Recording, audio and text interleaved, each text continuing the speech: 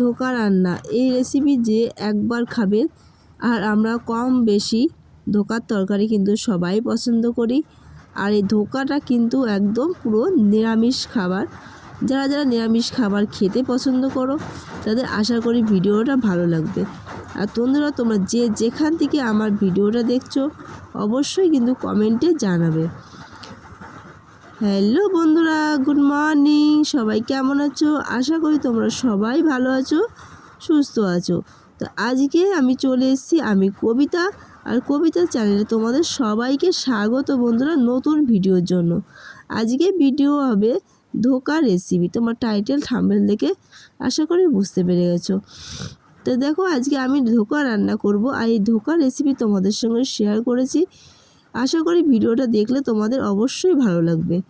আর যারা বিশেষ করে নতুন রান্নাবান্না শিখছো তাদের জন্য তো খুবই ভালো, সিম্পল একদম ঘরোয়া পদ্ধতি রান্না করেছি। তো চলো উপকরণগুলো তোমাদের সঙ্গে শেয়ার করি আগে। তো দেখো, আমি এখানে ধোকা নিয়েছি, ধোকার থেকে প্যাকেটগুলো খুলে আমি বের করে নিয়েছি। আর এটা দোকানে কেনা ধোকা।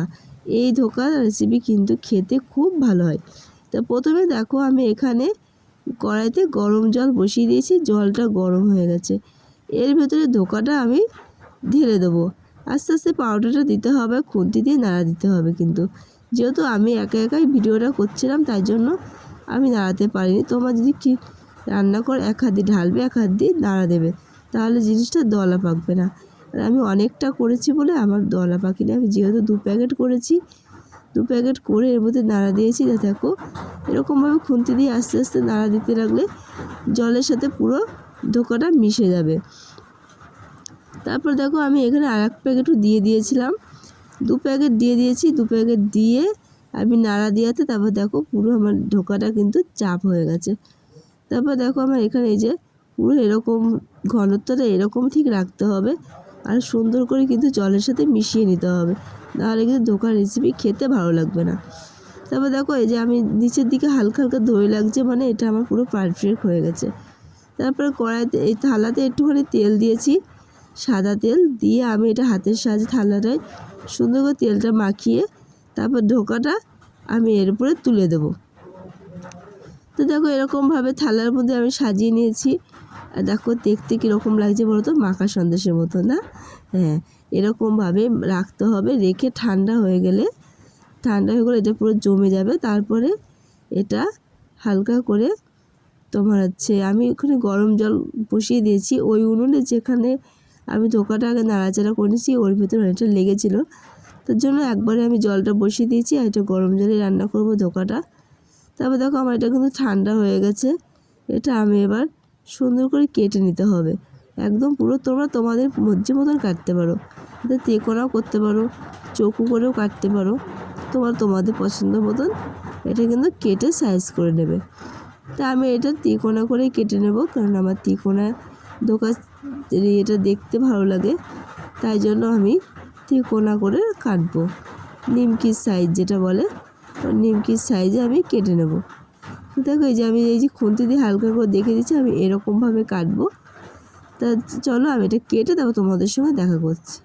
তো দেখো কাটা হয়ে গেছে, কেটে আমি দেখো কত সুন্দর লাগছে। একদম দোকানে যে কিনতে যে মাখা সন্দেশ পাওয়া যায় কালাকার, সেরকমই কিন্তু এটা দেখতে ভালো লাগছে। আর আমি এই ভিডিওটা যখন ভয়েস দিচ্ছিলাম বন্ধুরা, বাইরে প্রচণ্ড বৃষ্টি হচ্ছিল। যদি একটু বৃষ্টির কোনো সাউন্ড যদি যায় তা প্লিজ একটু কষ্ট করে দেখে নিও। তারপর দেখো এগুলো আমি সুন্দর করে কেটে তুলে নিচ্ছি। দেখো একদম পুরো তেলটা মাখিয়ে নিচ্ছি থালায়, তার কারণে একদম পুরো সহজে উঠে চলে আসছে। তো আমার এগুলো ধোকাগুলো সব তোলা হয়ে গেছে। এবারে আমি এর ভেতরে যে মশলাটা দেবো সেটা তোমাদের সঙ্গে শেয়ার করি চলো। এখানে আদা, কাঁচা লঙ্কা আর জিরে, এখানে কাঁচা পাকা লঙ্কা নিয়েছি, আদা নিয়েছি, জিরে নিয়েছি। আমি এটা একটু শিলেই বেটে নেব। আর শিলে বাটা মশলা কিন্তু তরকারি খেতে কিন্তু খুব সুন্দর হয়। তারপরে কড়াইতে তেল দিয়েছি, তেলটা গরম হয়ে গেছে। ধোকাগুলো সুন্দর করে আমি এপাশ ওপাশ হালকা আঁচে ভেজে নেব। ভেজে আমি এটা তুলে নেব। এটা কিন্তু হালকা করে ভাজতে হবে, বেশি ভাজলে পরে খেতে অতটা ভালো লাগবে না। তা আমি হালকা করে ভেজে নিচ্ছি। আর এখানে অনেকগুলো হয়ে গেছে, আমি দুবারে ভাজবো, একবারে ভাজবো না। দেখো আমার ধোকাগুলো সব ভাজা হয়ে গেছে, ভেজে আমি তুলে নিচ্ছি। তো দেখো কত সুন্দর লাগছে না দেখতে? হ্যাঁ, এরকমভাবে ভেজে নিতে হবে। তারপর যে তেল ছিল ওই তেলের ভেতরে আলুগুলো আমি সুন্দর করে লাল লাল করে ভেজে নেব। আলু যত সুন্দর ভাজা ভালো হবে তত কিন্তু খেতে ভালো হবে। তো দেখো আমি শিলে মশলাটা করছি। এখানে আমি মশলাটা দিয়েছি তো তোমাদের দেখিয়েছি, আদা, জিরে আর কাঁচা লঙ্কা। তারপরে আমি আলুগুলো এখানে ভেজে নিচ্ছি। আলুতে একটু নুন আর একটু হলুদ গুঁড়ো দিয়ে আলুগুলো সুন্দর করে ভেজে নেব। তা আলুগুলো ভেজে নিচ্ছি। আলুগুলো সুন্দর করে ভেজে তারপরে আমি ওই আলু ভাজা হয়ে গেছে তার ভেতরে তেলটা ভেতরে একটু জিরে, একটা শুকনো লঙ্কা, একটা তেজপাতা ওর ভেতরে আমি দিয়ে দিচ্ছি। দিয়ে ওর সাথে একসাথে কষিয়ে নেব। তো দেখো আলুগুলো কিন্তু ভাজা হয়ে গেছে। তার ভেতরে ওগুলো দিয়েছি। দিয়ে তারপর আমি আদা, কাঁচা লঙ্কা আর জিরে যে মশলাটা করেছি সেইটা দিয়ে সুন্দর করে একটু কষিয়ে নেব। মশলাটা সুন্দর করে যত কষানো সুন্দর হবে তত কিন্তু ধোকার তরকারিটা খেতে ভালো হবে। তো দেখো আমার পুরো মশলাটা কষানো হয়ে গেছে। এর ভেতরে আমি যে গরম জলটা করে রেখেছি সেই গরম জলটা আমি এর ভেতরে কিন্তু অ্যাড করব। আর একটা জিনিস আমি স্পেশালভাবে এর ভেতরে দেবো, সেটা তোমরা চাইলে দিতেও পারো, নাও দিতে পারো। দিলে খেতে জিনিসটা ভালো হবে। পোস্ত বাটা, আমার কিন্তু পোস্ত বাটাটা খেতে খুব ভালো লাগে। যেহেতু চিংড়ি পোস্ত করব এর সাথেই, তাই জন্য আমি পোস্তটা বেটে এর ভেতরে দিয়েছি। পোস্ত বাটাতে দেওয়াতে কিন্তু বন্ধুরা তরকারিতে স্বাদ দ্বিগুণ বেড়ে গেছিলো। তোমরা চাইলে দিতে পারো এর মধ্যে।